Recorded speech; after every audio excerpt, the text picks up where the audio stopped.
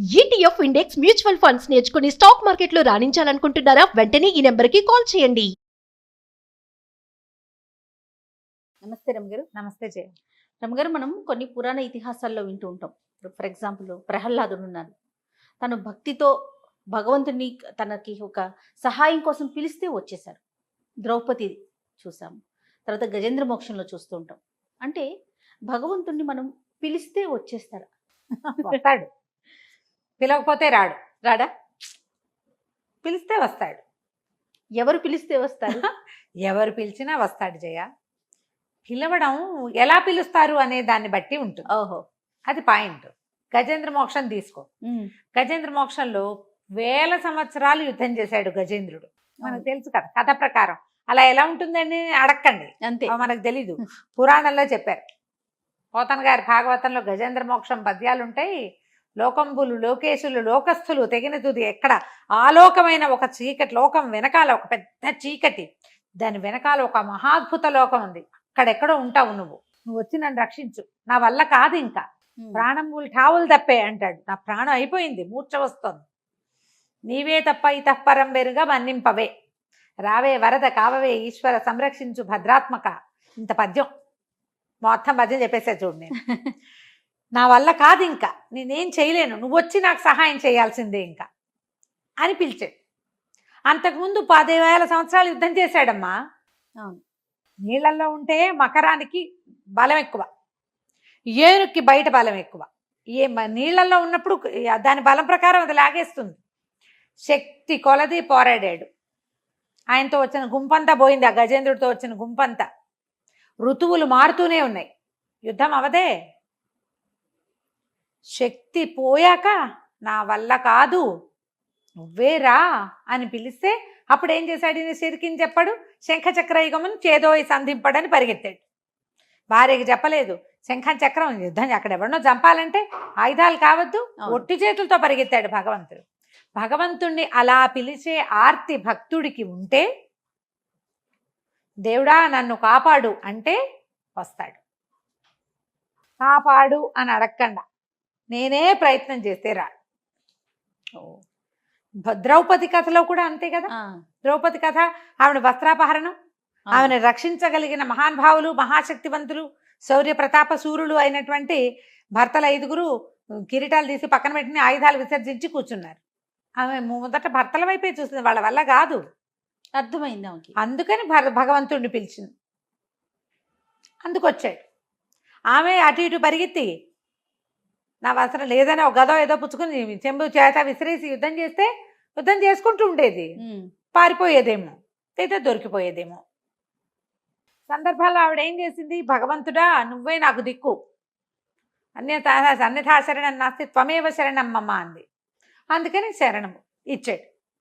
ప్రహ్లాదుడి కథలో ఎన్నిసార్లు అతనిని రక్షించాడో భగవంతుడు. భగవంతుడు ఉన్నాడని నమ్మాడు కాబట్టి. ఇక్కడ ప్రధానం అది. ఎప్పుడు కూడా నమ్మాలి. ఆ నమ్మకం ముందు మనకేంటంటే అపనమ్మకం వస్తుంది ఒకటి. తర్వాత రాడేమో అని అనిపిస్తుంది, లేడేమో అనిపిస్తుంది, రాడేమో అనిపిస్తుంది. ఈ కాలంలో దేవుడు వస్తాడండి అంటాం, దేవుడు రాడు, ఆయన ప్రతినిధి ఎవడో ఒకడు వస్తాడు. ఆ కాలం కాబట్టి, అది సత్యయుగం, సత్యకాలం కాబట్టి శంఖచక్ర గదాధారిగా ఉన్నవాడిని చూడగలిగేవాళ్ళు. అవును, మామూలు కళ్ళతోటి. మనం ఎక్కడ చూస్తాం? ఎవరో సహాయం చేస్తారు. సహాయాన్ని బట్టి వీడు భగవంతుడికి పంపించిన వాడు అని మనం తెలుసుకోవాలి. నా వల్ల కాదు అన్నప్పుడు ఏదో ఒక సహాయం లభిస్తుంది. మనమే ప్రయత్నం చేస్తుంటే రాడమ్మా దేవుడు, రాడు. దీని మీద ఒక చిన్న ఇంట్రెస్టింగ్గా ఉండే చందమామ కథ ఒకటి. ఒకసారిట పాలకడల్లో విష్ణుమూర్తి, లక్ష్మీదేవి ఆవిడని హాయిగా గులాసాగా పడుకున్నాడు. ఆవిడ కాళ్ళు ఒత్తుతుంది. చటుక్కును మాయమైపోయేట ఆయన. కంగారు పడింది, అయ్యో అయ్యో ఎక్కడికో వెళ్ళిపోయాడు, ఈయన ఏమైపోయాడో అని. ఉన్నట్టుండి మాయమైపోయాడని ఈవిడ కంగారు పడి బ్రహ్మకి శివుడికి కబురు చేసేసింది. వాళ్ళు వచ్చేసరికి ఈయన వచ్చేసాడు. వాళ్ళు అడిగారు, స్వామి ఎక్కడికి వెళ్ళావయ్యా, ఏం చేసి వచ్చావు, ఏమిటి అంటే, భూలోకంలో రామయోగని ఒక నా భక్తుడు, అతను మార్జాల కిషోర న్యాయంగా మహాభక్తుడు, నాకు నన్నే పట్టుకుని ఉంటాడు. అయితే ఏమైంది, అతను ఒక పక్క పొలంలో అతని ఆవు ఒకటి పక్క వాళ్ళ కామందు పొలంలో జ్వరపడేసరికల్లా ఆవును కొట్టాడు కామందు. రక్షించడానికి వెళ్ళిన రామయోగి కూడా దెబ్బలు పడ్డాయి. కొడుతుంటే అతను రాఘవ రామ నారాయణ వైకుంఠవాస బదరివాస అని పిలుస్తున్నాడు. అతన్ని రక్షిద్దామని పరిగెత్తాను. కానీ ఆ దెబ్బల బాధను తట్టుకోలేక అతను మార్జాల కిషోర్ న్యాయం నుంచి మర్కట కిషోర న్యాయానికి మారిపోయాడు. అతనే వెనక్కి తిరిగి ఆ కొట్టిన కామంది మీద పడిపోయాడు, తిరగబడ్డాడు. నాకు అక్కడ పనే ఉంది, అందుకని నేను వెనక్కి వచ్చేసా అన్నాడు. అనేసరికల్లా సరే శివుడు బ్రహ్మదేవుడు సరేలే ఇలా అవుతూ ఉంటాయని వాళ్ళ దారిని వాళ్ళు వెళ్ళిపోయారు. లక్ష్మీదేవి నిదానంగా భర్తను అడిగింది, ఇందాక మీరు మీ భక్తుడి కోసం పరిగెత్తుకుంటూ వెళ్ళాను, మొదటేమో మార్జాల కిషోర్ న్యాయం అన్నారు, అదే అంతే, తర్వాత వాడు అతనే తను రక్షించుకున్నాడు మర్కట కిషోర్ న్యాయంలోకి వచ్చేసాడని అన్నారు. ఈ రెండు న్యాయాలు ఏమిటి అని అడిగింది. న్యాయం అంటే ఏమిటి న్యాయం అంటే, మొదటిది మార్జాల కిషోర న్యాయం.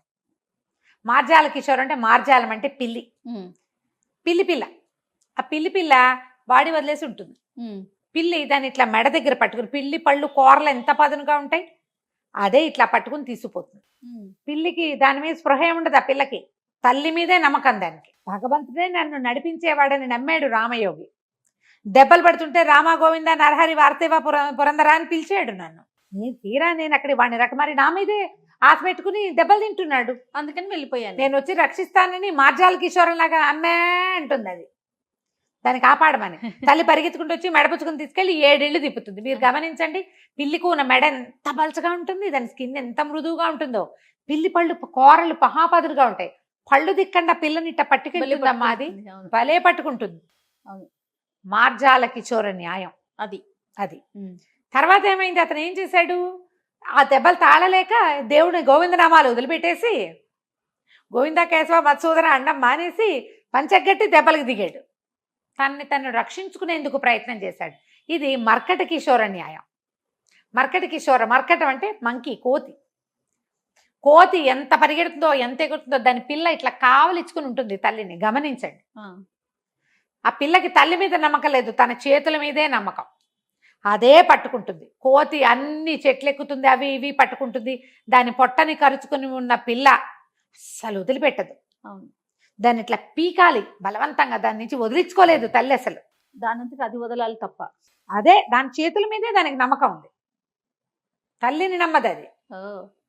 ఇప్పుడు అందుకని వాడు ఏం చేశాడు, తన చేతుల్ని నమ్ముకున్నాడు. ఇక నన్ను వదిలిపెట్టేశాడు. తనకి లెక్కే లేదు. ఇతను కూడా అంతే, నన్ను లెక్క పెట్టక తన పంతం చేసుకున్నాడు. ఆయన రక్షించుకునేటప్పుడు నేనెందుకు రక్షించటం, భగవంతుడు ఎందుకు వస్తాడు, ఇక రాడు. ఈ 2 న్యాయాలు భగవంతుడికి భక్తుడికి అనుసంధానం చేసేవి. గురువుని కూడా అంతే, గురువుని నమ్మాలి. మార్జాల కిషోర్ న్యాయంలాగా గురువు ఏది చెప్తే అది చెయ్యి. దూకేయమంటే దూకే, వాడిని కొట్టంటే కొట్టు, ఏం చేయమంటే అది చెయ్యి. అప్పుడు గురువు నీకు మోక్షాన్ని ఇస్తాడు, ముక్తి మార్గాన్ని చూపిస్తాడు అని చెప్తారు. అలా కాకుండా నీ పంథాలో నువ్వు గురువుని పట్టుకున్నావు అనుకో, నువ్వే గురువే. నువ్వు ఎప్పటికీ గురు గురువు ఆ మార్గదర్శనంలో ఉండవు. నువ్వు నీ దారిని నువ్వు ఉంటావు. భగవంతుడు కూడా అంతే.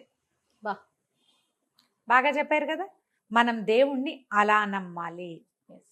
ఒకవేళ ఏదైనా ఒక పరిస్థితికి అవలేదనుకో, నాకు ఇదే మంచిదేమో నన్ను నమ్మాలి. దేవుణ్ణి తిట్టకూడదు. ఏదో ఒక విపత్కర పరిస్థితి వచ్చింది, దేవుడా దేవుడా దేవుడా దేవుడా దేవుడా దేవుడా అన్నాం, ఏం అవలేదు. అవతల వాళ్ళు వచ్చి మన చెపకాయ కొట్టారు ఒకటి, మన పనంతా పాడేది. రేపటికి ఇదే మంచిదేమో అని నమ్ము. దేవుడు రాలేదంటే ఏదో కారణం చేతే రాలా, నాకు ఇదే మంచిది, ఈ పరిస్థితే నాకు కరెక్ట్ అని నమ్మితే కుదురుతుంది.